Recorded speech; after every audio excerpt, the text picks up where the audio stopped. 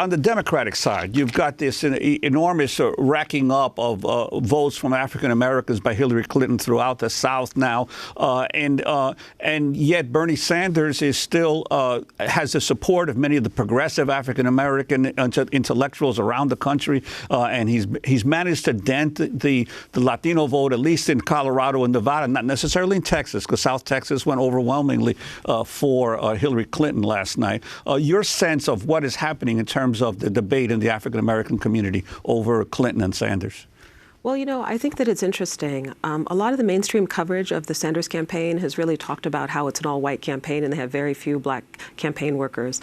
I've been to some of the events, I've met the organizers involved, and there is significant black staff. So what this does is raise larger questions about political coalition and the history of the Democratic Party. I think that looking at the results, first in South Carolina and now on Super Tuesday, what we're seeing were immense black voter turnouts for Hillary Clinton, and she is a compelling political figure for significant portions of the African American electorate. On the other hand, there really is a very big base of support, particularly among the black left and among academics, intellectuals, and also working class people in other parts of the country. So I think we have to do a little bit of an analysis about what's happened.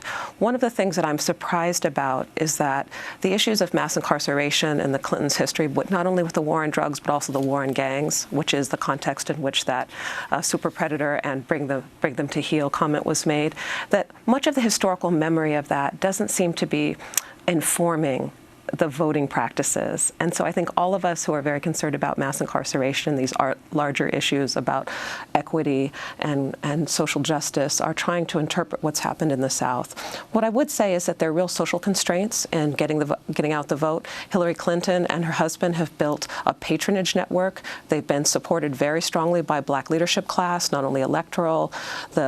We know about the Congressional Black Caucus PAC, but Congressman Clyburn was supporting Hillary very strongly, as were local ministers and the local and municipal and state black legislatures. So I think that trying to make Bernie Sanders legible to a black population, many of whom don't know who he is, a 74-year-old senator from Vermont, that is a large part of the challenge. In that sense, we have to think about it in that way. This is really an insurgent campaign inside the Democratic Party that can't draw on long-standing patronage networks. You have these interruptions of Hillary Clinton's private fundraisers or when she's just walking. You have the recent one in South Carolina, then we reported in headlines today. In Minnesota, a Somali young woman, a Somali-American young woman, also referring to the super predator comments. If you could say more specifically what they are saying about Hillary Clinton's comment in 1996, and then also talk about Georgia, which she swept, but you've looked at that state. Well, what they're talking about is a comment that she made about essentially super predators that needed to be brought to heel. So, you know, using a language that's really a language of dehumanization, about talking about black youth as animals. And it's precisely that kind of discourse that made the war on drugs and war on gangs possible, this utter stripping of humanity. So in that sense, just like Black Lives Matter's confrontation of her last summer, this is the same issue about mass criminalization of black youth. And I think that interpreted in that way, this is very important because it's opening up a broader dialogue within the African American community and also within the broader electorate about how do we prioritize mass incarceration. People are very upset about it, but how does that translate into policy change and into supporting particular types of candidates? And I think that that debate is going to continue long after these results. In looking at Georgia, there were remarkable things that happened that have not made it into the mainstream media. One of the most incredible, and I found this on social media, was a massive rally, a campaign rally that took place at Morehouse, in which the Omega Psi Phi fraternity got up and did a full step show right before the Standards rally.